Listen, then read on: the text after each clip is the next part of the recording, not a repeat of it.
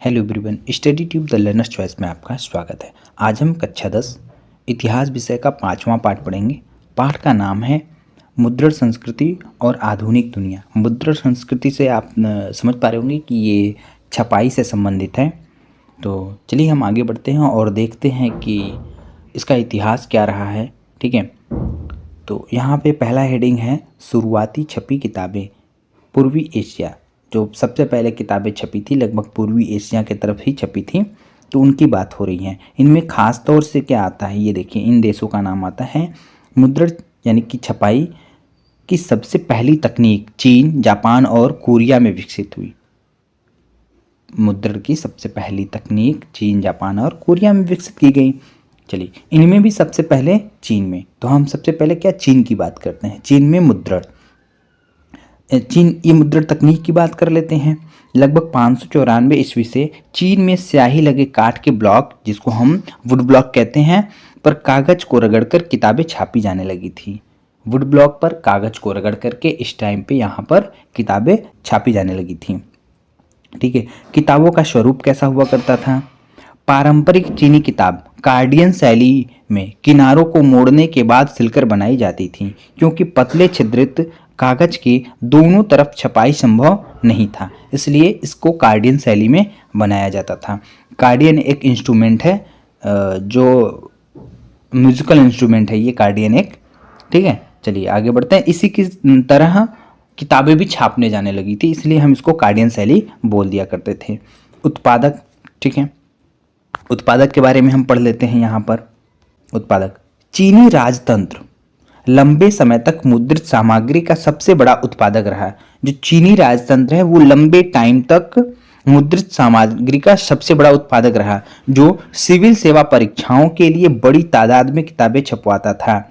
Civil सेवा की परीक्षा के लिए वो बहुत ज़्यादा संख्या में किताबें छपवाया करता था। शहरी संस्कृति की बात करें हम, तो 17वीं सदी तक शहरी संस्कृति के फलने फूलने से व्यापारी और नया पाठक वर्ग, व्यापारी साथ ही साथ नया पाठक वर्ग काल्पनिक किस्से, कविताएं, रोमानी नाटक पढ़ने वाला, जो नया पाठक क्या था, वो काल्पनिक किस्से, कविताएं, रोमानी नाटक ये पढ़ने वाले लोग थे। इनको हम उस टाइम का नया पाठक वर्ग कहते हैं। भी मुद्रित सामग्री का उपभोक्ता बन गया। ठीक है, तो ये लोग भी मुद्रित सामग्री के उपभोक्ता बन गए।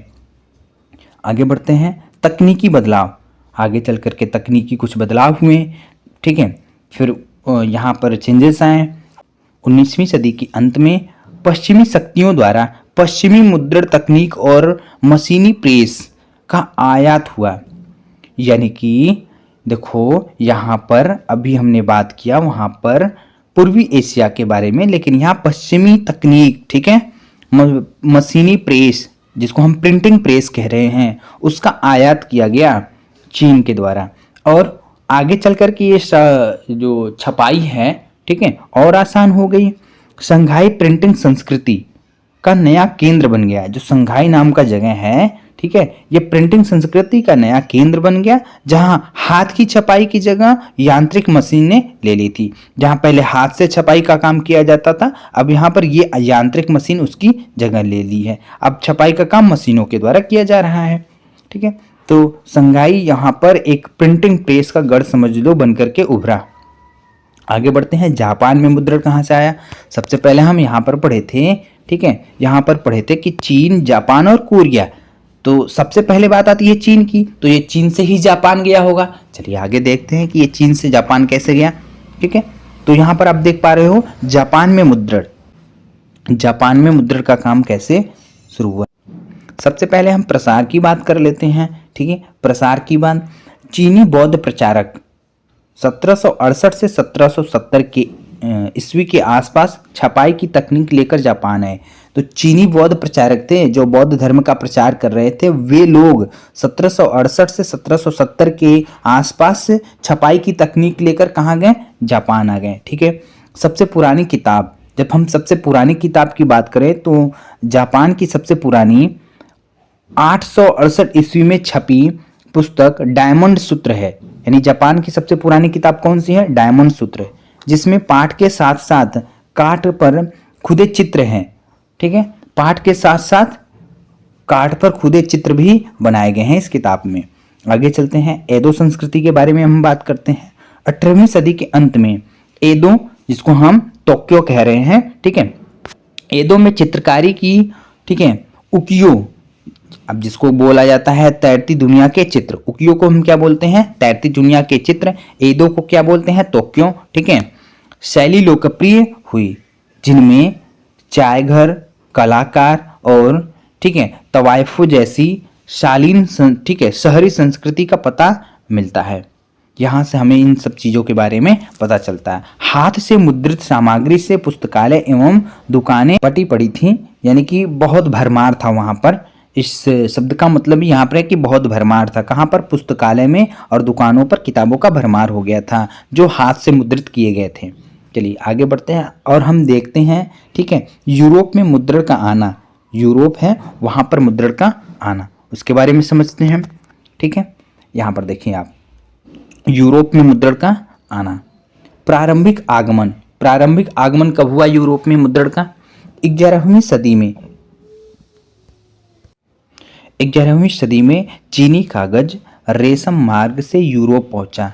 पहले आप जानते हैं कि रेशम मार्ग के द्वारा व्यापार हुआ करता था, ठीक है, उसी रास्ते से, तो उसी रास्ते से क्या, ठीक है, चीनी कागज कहाँ पहुंचा? यूरोप पहुंच गया, जिससे, ठीक है, मुंशियों यानी कातिबों द्वारा पांडुलिपियों का उत्पादन संभव हुआ, पांडुलिपियों का उत्पादन संभव किया गया। उसके बाद आता है वुड ब्लॉक तकनीक। उसके बाद क्या, वुड ब्लॉक तकनीक के बारे में हम यूरोप की बात कर रहे हैं, हम यूरोप में, ठीक है। वुड ब्लॉक तकनीक 1295 ईस्वी में महान खोजी यात्री मार्को पोलो चीन से वुड ब्लॉक काठ की तख्ती वाली छपाई की तकनीक अपने साथ लेकर इटली लौटा। कौन? मार्को पोलो वुड ब्लॉक की तकनीक लेकर कहाँ गए? इटली पहुंच गए। अब यहाँ पर भी वुड ब्लॉक तकनीक आ गई है, ठीक है, जिसको हम काठ की तख्ती पर लिखते थे। चलिए आगे बढ़ते हैं। मांग में वृद्धि, क्या? मांग में वृद्धि, किताबों की मांग बढ़ने के साथ साथ, ठीक है, हस्तलिखित पांडुलिपियों के उत्पादन के नए तरीके सोचे गए। 50, ठीक है, कातिब एक विक्रेता के यहाँ काम करते थे। 50 कातिब एक विक्रेता के यहाँ काम करते थे, ठीक है, लेकिन पांडुलिपियाँ खर्चीली, ठीक है, समय साध्य और नाजुक होने के कारण सीमित सर्कुलेशन में रहीं। पांडुलिपियाँ देखिए ना, ये क्या महंगी पड़ती थी, बहुत टाइम तक नहीं चलती थी, बहुत नाजुक होती थी, तो इनका सर्कुलेशन बहुत कम हुआ करता था, ये बहुत कम सर्कुलेट हुआ करते थे। आगे बढ़ते हैं, हम तकनीकी की आवश्यकता पढ़ते हैं। तकनीकी आवश्यकता, ठीक है, किताबें छापने के लिए इससे भी तेज और सस्ती मुद्रण तकनीक की जरूरत थी। आपने सुना होगा आवश्यकता ही आविष्कार की जननी है, तो इनको लगा कि नहीं नहीं, अब इतना से काम नहीं बनेगा, हमें प्रिंटिंग प्रेस बनाने पड़ेंगे, मुद्रण तकनीक और विकसित करना पड़ेगा और तेज छपाई काम करना शुरू करना पड़ेगा। इसलिए वो, ठीक है, तकनीकी आवश्यकता होगी, उन्होंने और सोचा, तकनीकी विकास किया। चलिए हम आगे बढ़ते हैं। गुटेनबर्ग और प्रिंटिंग प्रेस, इसके बारे में समझते हैं। योहान गुटेनबर्ग जर्मनी के स्ट्रेटबर्ग का निवासी, ये किसी व्यक्ति का नाम है, ठीक है, ये एक व्यक्ति का नाम है। चलिए, जर्मनी के स्ट्रेटबर्ग का निवासी, उसने जैतून पेरने के प्रेस को प्रिंटिंग प्रेस का मॉडल बनाया।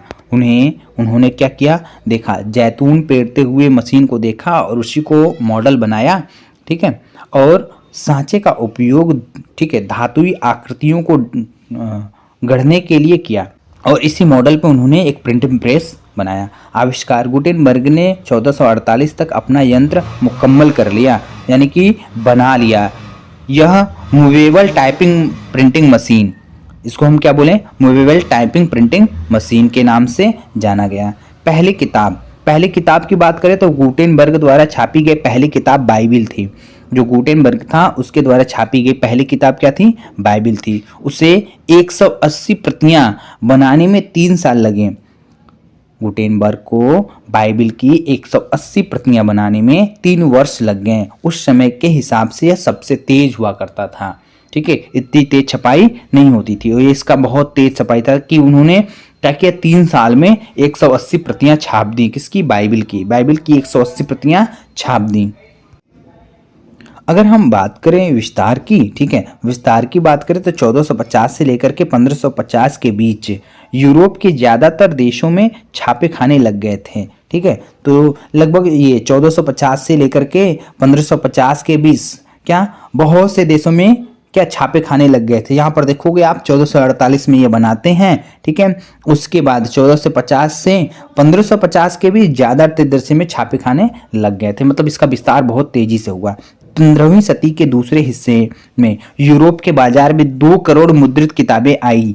ठीक है, 15वीं सदी के दूसरे, ठीक है, हिस्से में 2 करोड़ मुद्रित किताबें आई, जो 16वीं सदी में 20 करोड़ हो गई। यानी 2 करोड़ से 20 करोड़ तक हमने सफर तय कर लिया। चलिए आगे बढ़ते हैं। मुद्रण क्रांति, ठीक है, क्या मुद्रण क्रांति यांत्रिक मुद्रण के आने पर ही संभव हुई। जो मुद्रण क्रांति थी, जब यांत्रिक मुद्रण तकनीक आ गई तभी यह संभव हुआ जा करके। ठीक है, मुद्रण क्रांति और उसका असर क्या पड़ा, इसके बारे में हम समझते हैं। मुद्रण क्रांति और उसके असर के बारे में हम बात करें तो, ठीक है, सबसे पहले हम बात करते हैं छापे खाने का आविष्कार महज तकनीकी बदलाव नहीं था। ठीक है, इसने लोगों के जीवन, सूचना, ज्ञान और सत्ता से उनके रिश्ते को बदल दिया। ये सारी तकनीक के आने के बाद इतने सारे बदलाव होने शुरू हो गए हैं। ठीक है, नया पाठक वर्ग, अगला क्या है, नया पाठक वर्ग। कुछ नए पाठक वर्ग जुड़ने लगे। कौन कौन ये किताबें पढ़ने लगा, उनके बारे में हम समझते हैं। ठीक है, तो नए पाठक वर्ग कौन आए, किताबों की कीमत में गिरावट आई। ठीक है, किताबों की कीमत में गिरावट। ठीक है, जैसे जैसे तकनीक बढ़ रही थी किताबों की, ठीक है, दाम में गिरावट आने लगा था, कीमत में गिरावट आने लगी थी। छपाई से किताबों की कीमत गिरी और बड़ी तादाद में प्रतियां छापना आसान हो गया। किताब की कीमत गिर गई, बहुत सी प्रतियां यानी कि कॉपियां बनने लगी। चलिए आगे बढ़ते हैं। नई संस्कृति, नई संस्कृति, पढ़ने की एक नई संस्कृति विकसित हुई। पहले तो बहुत लोग पढ़ना ही नहीं जानते थे, तो आगे चल करके जैसे जैसे इसका विकास होता गया तो पढ़ने की एक नई संस्कृति विकसित हुई। अब तक आम लोग मौखिक संसार में जीते थे। वहाँ क्या होता था, बातें केवल मुंह से बोली जाती थी और सुनी जाती थी, उसी पे अमल किया जाता था। कोई लिखित दस्तावेज नहीं हुआ करता था, लिखने का इतनी तकनीक विकसित नहीं थी। तो वो लोग, आम लोग क्या करते थे, केवल मौखिक संसार में ही जीते थे। अब किताबों तक पहुंच आसान होने से ठीक है, जनता अस्तित्व में आई। पाठक जनता अस्तित्व में आई, यानी कि पढ़ने वाले लोग अस्तित्व में आने लगे। कुछ लोग पढ़ना शुरू कर दिए।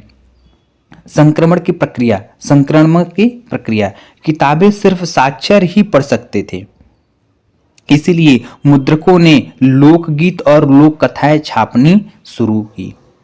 किताब कुछ ही लोग पढ़ पाते थे, जो पढ़े लिखे हैं, साक्षर लोग हैं, वही पढ़ पाते थे। और दूसरे लोगों के लिए इन्होंने लोकगीत और लोक कथाएं छापना शुरू कर दी, ताकि सुनाया जा सके जो नहीं पढ़ सकते उनको।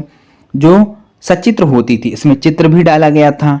ठीक है, उन्हें सामूहिक ग्रामीण सभाओं में गाया सुनाया जाता था, यानी कि जिनको पढ़ने नहीं आता था उनको गा करके सुनाया जाता था। ठीक है, गाया जाता था, सुनाया जाता था, ताकि वो भी इन चीज़ों के बारे में जान पाए कि भाई इस किताब में ये फोटो बना है तो इसके बारे में क्या लिखा गया है, वो उनको भी पता चल पाए जो पढ़ना लिखना नहीं जानते थे।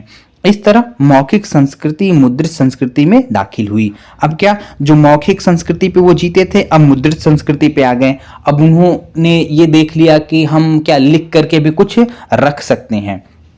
चलिए आगे आगे बढ़ते हैं। धार्मिक विवाद और प्रिंट का डर। अब इसके आने से, यानी कि प्रिंटिंग का विकास होने से, छपाई का विकास होने से कुछ धार्मिक विवाद भी उत्पन्न हो गए।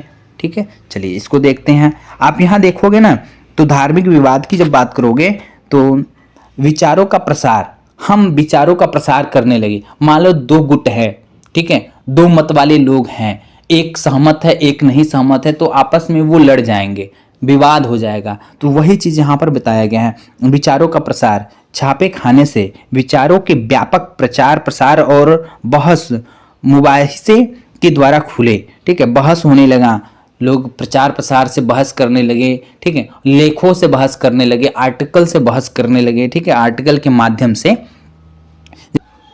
मार्टिन लूथर और प्रोटेस्टेंट धर्म सुधारक मार्टिन लूथर ने रोमन कैथोलिक चर्च की कुरीतियों की आलोचना करते हुए अपनी 95 स्थापनाएं लिखीं।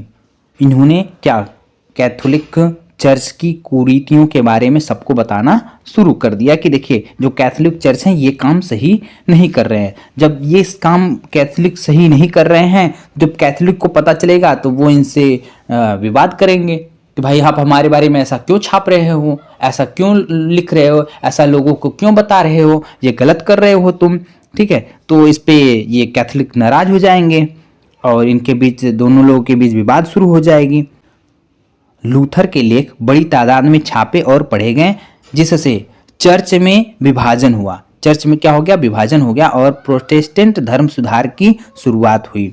चलिए, इसके बाद प्रिंट के प्रति कृतज्ञ लूथर ने कहा, मुद्रण ईश्वर की दी हुई महानतम देन है, सबसे बड़ा तोहफा। मार्टिन लूथर ने कहा कि मुद्रण ईश्वर की दी हुई महानतम देन है, सबसे बड़ा तोहफा है। ये मार्टिन लूथर का वक्तव्य है। चलिए आगे बढ़ते हैं। अगर हम मुद्रण की डर की बात करें तो रोमन कैथोलिक चर्च के पादरियों, सम्राटों और लेखकों को यह आशंका थी कि अगर छपे हुए शब्द पर नियंत्रण न हो तो, ठीक है, छपे हुए शब्द पर नियंत्रण न हो तो बागी और धार्मिक विचार पनपने लगेंगे और मूल्यवान साहित्य की सत्ता ही नष्ट हो जाएगी। जो मूल्यवान साहित्य है उसकी सत्ता ही नष्ट हो जाएगी, यानी कि उनको डर लगने लगा, मुद्रण का डर लगने लगा। चलिए आगे बढ़ते हैं और मुद्रण और प्रतिरोध के बारे में बात करते हैं। तो इसमें सबसे पहली बात आती है मेनोकियो का उदाहरण।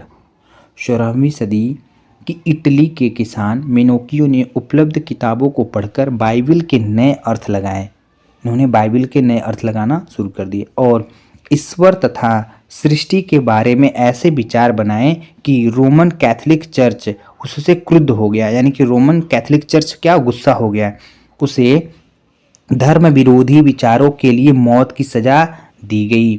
यानी कि मेनोकियो को मौत की सजा सुना दी गई कि आप धर्म विरोधी विचार दे रहे हैं, ठीक है, आप धर्म विरोधी विचार रखते हैं, आपको मौत की सजा सुनाई जाती है। रोमन चर्च की पाबंदियां। धर्म विरोधियों की शिनाख्त करने और सजा देने के लिए रोमन चर्च ने इंक्विजिशन धर्म अदालत, इंक्विजिशन यानी कि धर्म अदालत शुरू किया। प्रशासकों और पुस्तक विक्रेताओं पर पाबंदियां लगाई और 1558 ईस्वी से प्रतिबंधित किताबों की सूची रखने लगे। यहाँ से प्रतिबंधित किताब की सूची रखने लगे, भाई कौन कौन सी किताब को हम प्रतिबंधित किए हैं उसका हमारे पास एक सूची होना चाहिए। उसके बाद हम आगे बढ़ते हैं तो आता है बात पढ़ने का जुनून, साक्षरता में वृद्धि। 17वीं और 18वीं सदी के दौरान यूरोप के ज़्यादातर हिस्सों में साक्षरता बढ़ती रही। 18वीं सदी के अंत तक यूरोप के कुछ हिस्सों में साक्षरता दर 60 से 80% तक हो गई थी। 60 से 80% तक हो गई थी। यह कब की बात हो रही है? 17वीं से 18वीं सदी, 18वीं सदी के अंत तक। जबकि हम बात करें भारत की तो वो हमारे 2011 के जनगणना के अनुसार इसके आसपास है। हम कितना पीछे हो गए थे, ठीक है। चलिए आगे बढ़ते हैं। साहित्य का प्रसार, साहित्य का प्रसार होने लगा। पुस्तक विक्रेताओं ने गांव-गांव जाकर फेरी वालों, जिसको हम चैपमैन के नाम से जानते थे, फेरी वालों को काम पर लगाया, जो छोटी छोटी किताबें, पंचांग, लोक कथाएं, लोकगीत बेचते थे, ठीक है। फेरी वाले यानी घूम घूम करके किताबें बेचे जाने लगी। साहित्य का प्रचार और प्रसार किया जाने लगा। इंग्लैंड में पेनी चैप बुक्स और फ्रांस में बिब्लियोथिक ब्लू, जिसको हम सस्ते कागज पर छपी नीली जिल्द वाली, का चलन होना शुरू हो गया। 18वीं सदी के आरंभ से पत्रिकाओं का प्रकाशन शुरू हुआ, जिसमें समसामयिक घटनाओं की खबर के साथ मनोरंजन भी परोसा जाने लगा। आगे बढ़ते हैं। दार्शनिकों का प्रभाव। टॉमस पेन, वाल्तेयर और जाक रूसो जैसे दार्शनिकों की किताबें भारी मात्रा में छपने और पढ़ी जाने लगी। इनका भी किताब पढ़ा जाने लगा बहुत ज़्यादा मात्रा में। चलिए आगे बढ़ते हैं। आगे क्या है? मुद्रण संस्कृति और फ्रांसीसी क्रांति। मुद्रण संस्कृति के साथ फ्रांसीसी क्रांति को हम समझते हैं। कई इतिहासकारों का मानना है कि मुद्रण संस्कृति ने फ्रांसीसी की क्रांति के लिए अनुकूल परिस्थितियां रची। फ्रांसीसी क्रांति के लिए मुद्रण तकनीक ने अनुकूल परिस्थितियां रची। लुई सेबेस्तिये मार्सिये ने छापाखाना को प्रगति का सबसे ताकतवर औजार बताया। तर्क और विवरण। तर्क क्या है? ज्ञानोदय के चिंतकों के विचारों का प्रसार हुआ, यानी कुछ जो चिंतक थे उनके, ठीक है, विचारों का प्रसार हुआ। इसमें क्या विवरण क्या है? छपाई के चलते चिंतकों जैसे रूसो, वाल्तेयर के विचारों का प्रसार हुआ, जिन्होंने परंपरा, अंधविश्वास और निरंकुशवाद की आलोचना की और विवेक के शासन पर बल दिया। आप विवेकपूर्ण शासन कीजिए, उसी पर बल दिया। आप कुरीतियाँ, ठीक है, अंधविश्वास को छोड़िए, ऐसा ये कह रहे हैं। कौन? रूसो और वाल्तेयर जैसे और विचारक कह रहे हैं। अगला है वाद विवाद संवाद की संस्कृति का जन्म। अब इसके साथ वाद विवाद और संवाद की संस्कृति का जन्म होता है। छपाई ने वाद विवाद संवाद की नई संस्कृति को जन्म दिया, जहां सारे पुराने मूल्यों और संस्थाओं पर आम जनता के बीच बहस हुई, जिससे सामाजिक क्रांति के नए विचारों का सूत्रपात हुआ। अगला पॉइंट है राजशाही का मजाक उड़ाने वाला साहित्य। राजशाही का मजाक उड़ाने वाला साहित्य। 1780 के दशक तक राजशाही और उसकी नैतिकता का मजाक उड़ाने वाले साहित्य, कार्टूनों और कैरिकेचरों का ढेर लग चुका था। बहुत से लोग कार्टून और कैरिकेचर बनाने लगे थे, जिसने लोगों को राजतंत्र के खिलाफ भड़काया। लोगों को राजतंत्र के खिलाफ भड़काना शुरू कर दिया। बोलने लगे कि भाई भाई राजतंत्र सही नहीं है, अब लोकतंत्र की तरफ हमें बढ़ना चाहिए। चलिए आगे बढ़ते हैं और हम देखते हैं 19वीं सदी या नया पाठक वर्ग और तकनीक। 19वीं सदी आई, नए पाठक वर्ग जुड़े और नई तकनीक आ गई।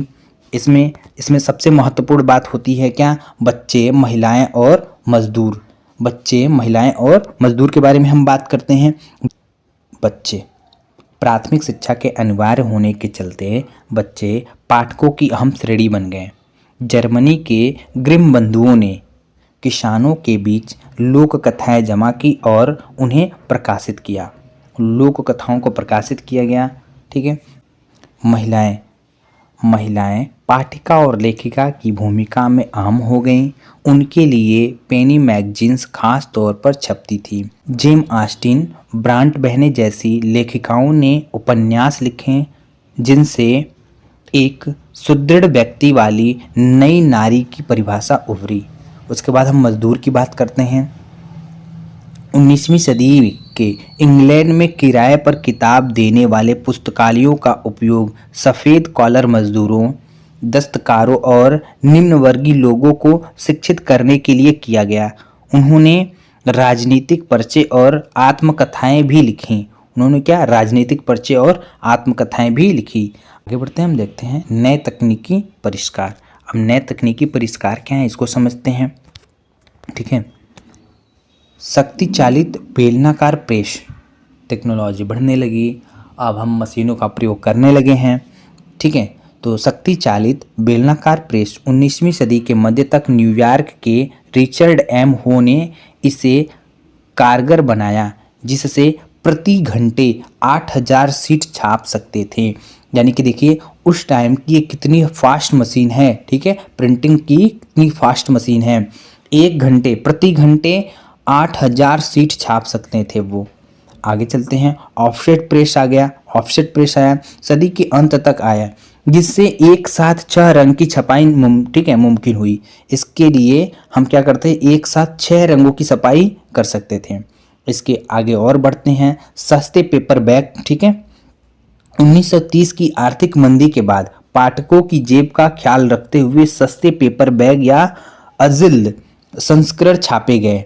पेपर बैग सस्ते होते थे और उसको छापे गए, ठीक है, ताकि लोगों को दिक्कत ना हो। मंदी चल रही है, मंदी के दौर में लोग इसको खरीद सकें, ठीक है। भारत का मुद्रण संसार। मुद्रण युग से पहले पांडुलिपियाँ, जैसा कि आप कक्षा 6 के इतिहास में पढ़े हैं कि यहाँ पर जो लेखन का काम हुआ करता था, ताड़पत्र पर, ताम्रपत्र पर, भोजपत्र पर हुआ करता था, पांडुलिपियाँ लिखी जाती थी, ठीक है।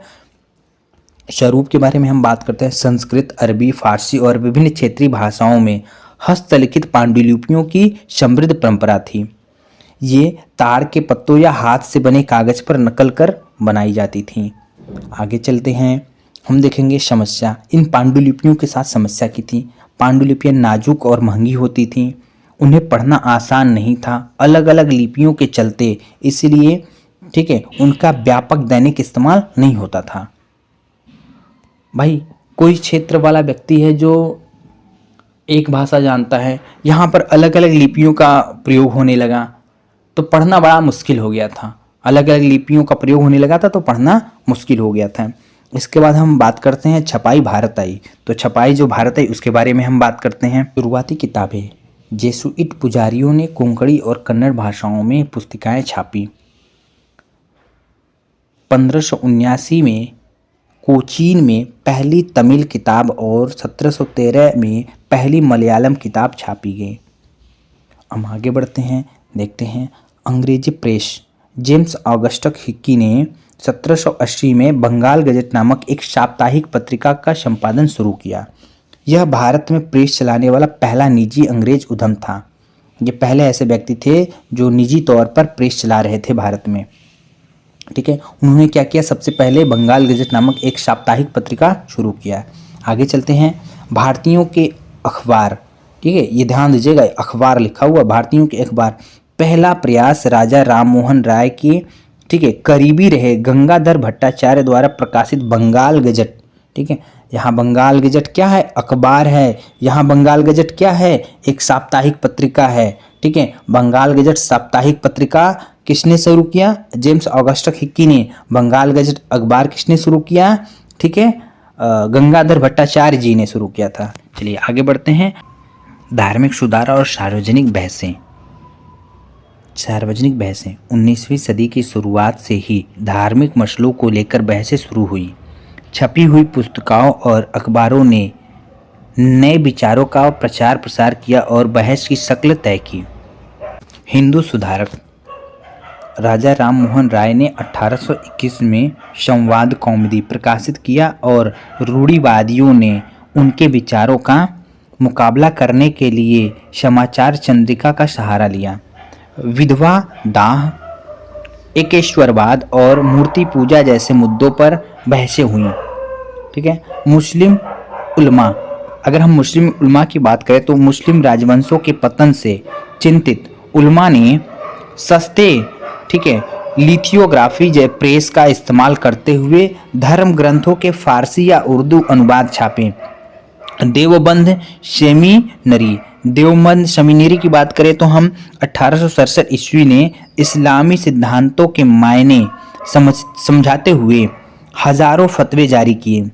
अगर हम परिणाम की बात करें तो धार्मिक पुस्तकें बड़ी तादाद में व्यापक जन समुदाय तक पहुंच रही थीं, जिससे विभिन्न धर्मों के बीच और उनके अंदर बहस मुबाहिसे की नई स्थिति बनी।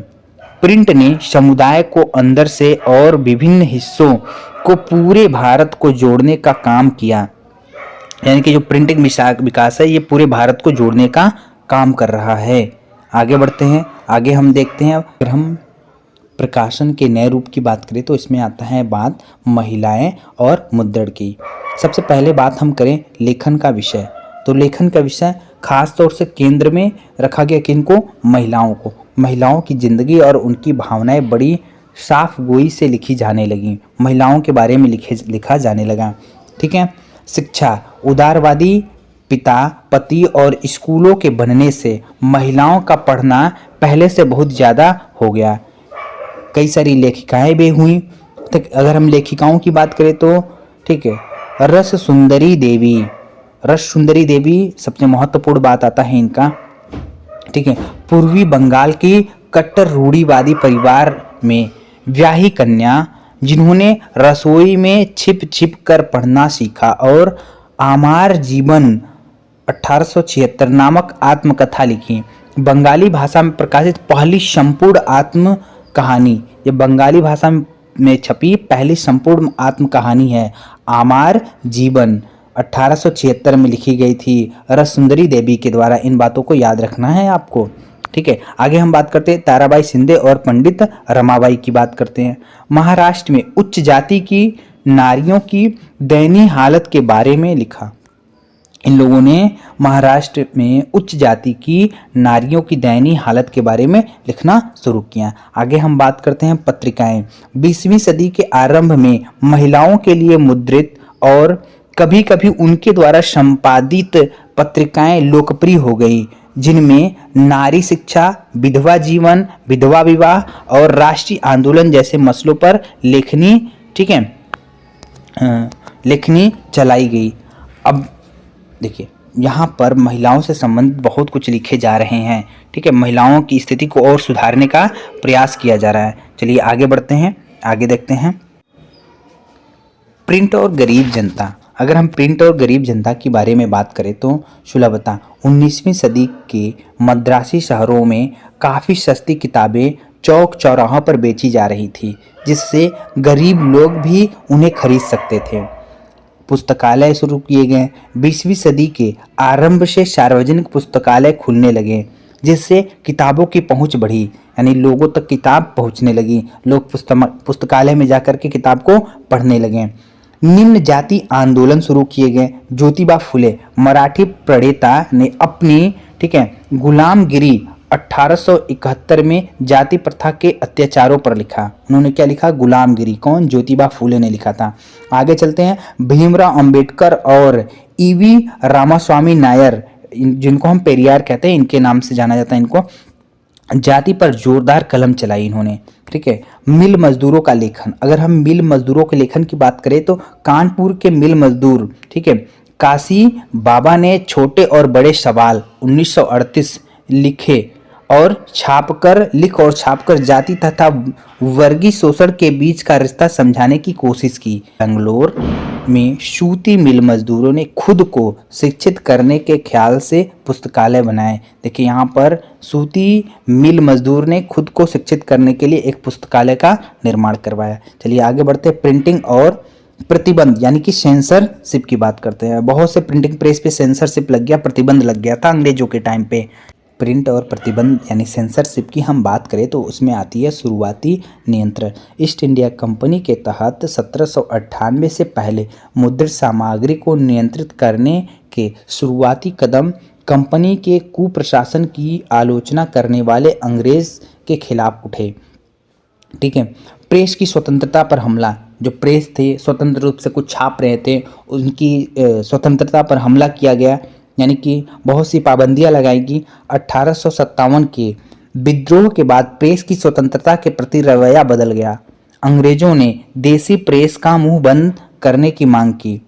Vernacular press act 1878 Irish press कानून के तर्ज पर, ठीक है, लागू किया गया। इसने सरकार को भाषाई प्रेस में छपी रपट और संपादकीय को सेंसर करने का व्यापक हक, ठीक है, हक मिल गया। ये क्या, इनको एक तरह से अधिकार मिल गया कि सेंसरशिप लगा दे, यानी कि प्रतिबंधित कर दे। यदि रपट को बागी करार दिया जाता था तो अखबार को जब्त कर लिया जाता था। अगर रपट ऐसा होता था जो बागी करार दिया जाए तो अखबार को जब्त कर लिया जाता था, प्रेस को बंद कर दिया जाता था। ये वर्नाकुलर प्रेस एक्ट के तहत हो रहा था। राष्ट्रवादी विरोध। अगर हम राष्ट्रवादी विरोध की बात करते हैं, दमन नीति के बावजूद राष्ट्रवादी अखबार देश के हर कोने में बढ़ते फैलते गए। बाल गंगाधर तिलक ने अपनी केसरी में क्रांतिकारियों के प्रति हमदर्दी जताई, जिसके परिणाम स्वरूप उन्हें 1908 में कैद कर लिया गया। आगे बढ़ते हैं, तो हम जब आगे देखेंगे तो आगे बात आता है, ठीक है, गांधी जी का मत 1922।